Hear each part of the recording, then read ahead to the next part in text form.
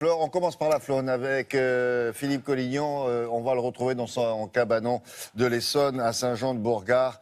L'occasion, oui, c'est coquet comme tout votre cabane de jardinier. Hein. L'occasion de découvrir chaque année plein de nouveautés pour les jardiniers amateurs et pour les autres aussi. Juste un mot sur ce magnifique château là. Ça se visite ou pas ça? Il y a des gens qui habitent là? Bien sûr, ça se visite, il y a des gens qui habitent là. Pour la journée du patrimoine la semaine dernière, ils ont eu énormément de visiteurs.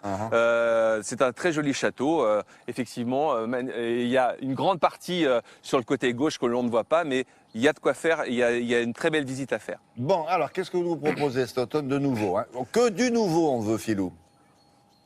Que de nouveau, déjà du fleuri, aussi dans le vent, au sens propre et figuré, parce que cette année, l'édition est consacrée pour les plantes qui résistent au vent, mais aussi à l'humidité. Première Pour les petits jardins ou les jardinières, qu'est-ce que vous avez en magasin?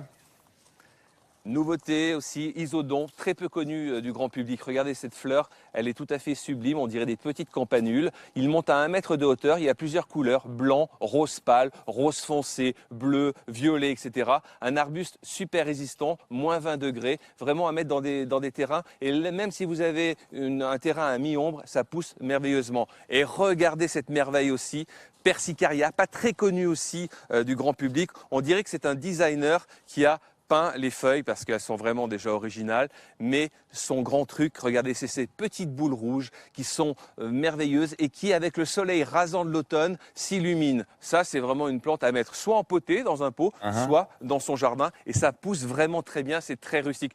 Que des plantes rustiques aujourd'hui, hein. Rien de fragile.